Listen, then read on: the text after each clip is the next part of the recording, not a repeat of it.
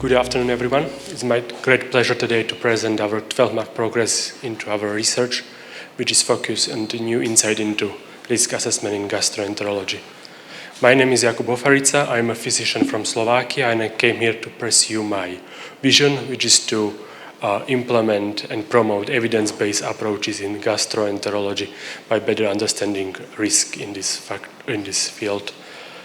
For this purpose, we choose these two specific goals. First one is to investigate the relationship between acute pancreatitis and chronic liver diseases. And second one is to investigate the application of fecal microbiome transplantation in alcoholic-related liver hepatitis.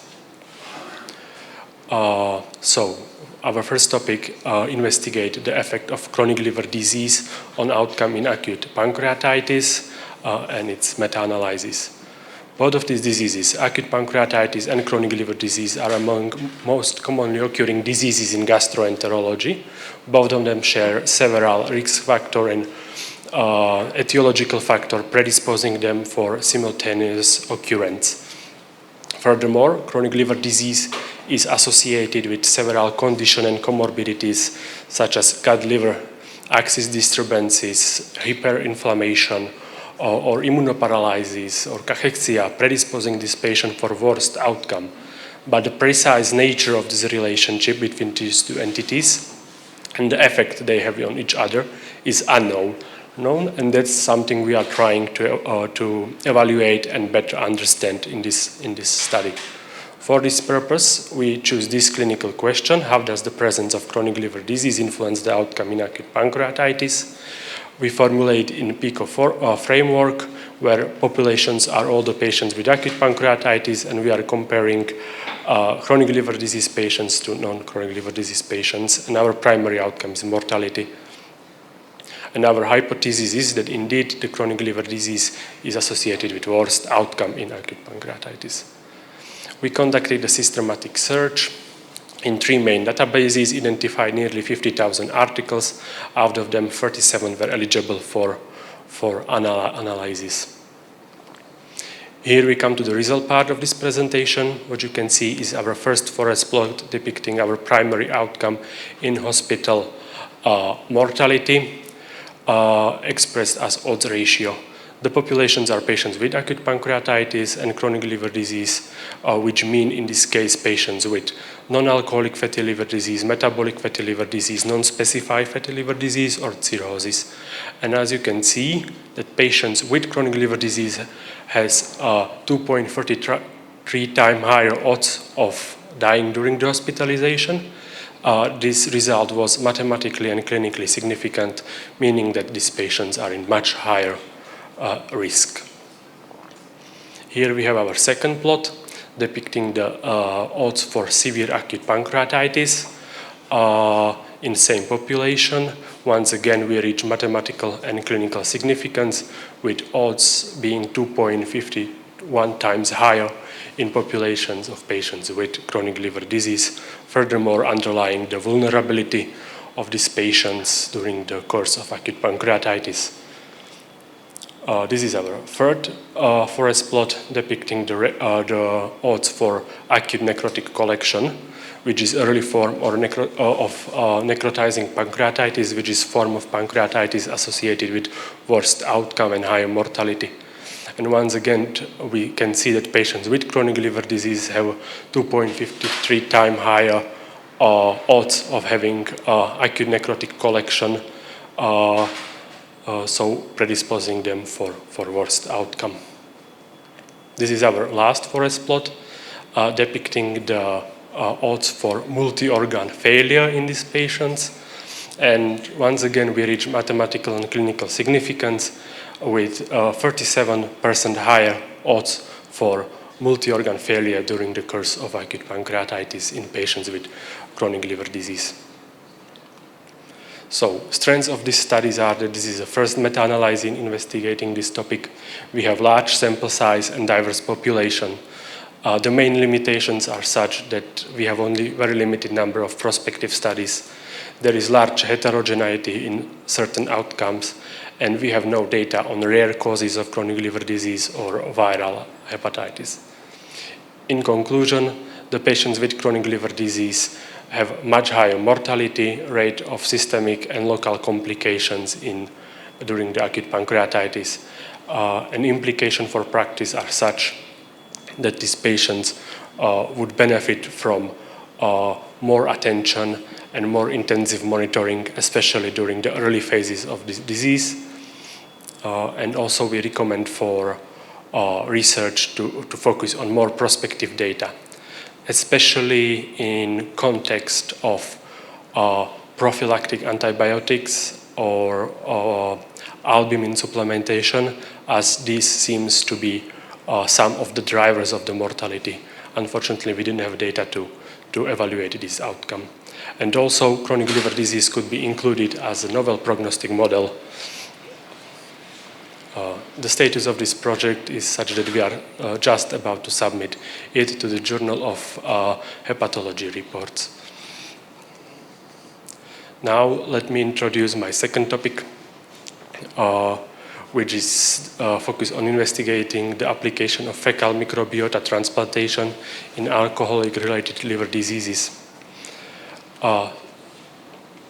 So, alcohol-related liver diseases is a broad spectrum of diseases ranging from simple steatosis to cirrhosis.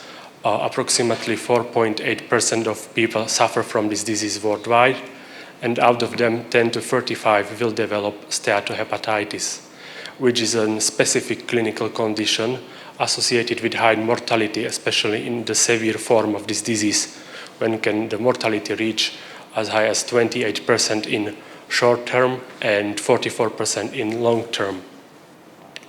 What is really concerning is the fact that we have only limited evidence-based treatment. Basically, we are limited to nutritional support and glucocorticoid treatment.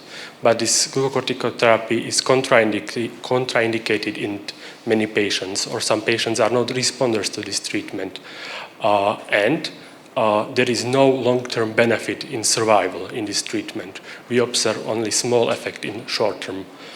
So we are in dire need of novel therapeutic approaches.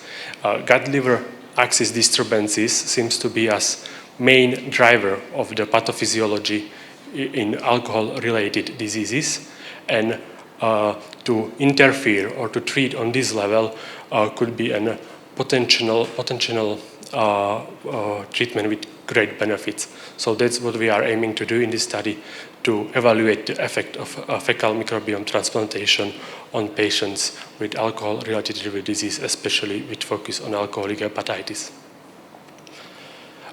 So we are formulating this clinical question: does the fecal microbiota transplantation improve survival in alcohol-related liver diseases?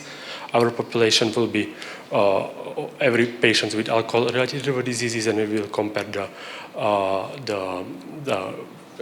fecal microbiome transplantation to standard of care. And our hypothesis is that indeed the fecal microbiome transplantation improved the outcomes and especially survival rate. And by this, we would like to improve and identify novel therapeutic approaches in these patients. We identified 4 key articles. As you can see, they're reporting on a broad spectrum. Some reporting on severe alcoholic hepatitis, some just on alcoholic hepatitis, and some just on alcoholic liver diseases. So we see a great potential in subgroup analysis in this study. We conducted preliminary research, and we will continue on this topic and with checking the feasibility with statisticians. So in summary, our first project is about to be finished and submitted, and our second one is just starting. Thank you for your attention, and I wish you great many mistakes as well.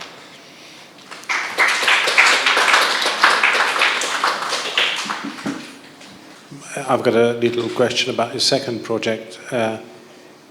When is the time when fecal microbiota should be transplanted in alcoholic? It's depend on the specific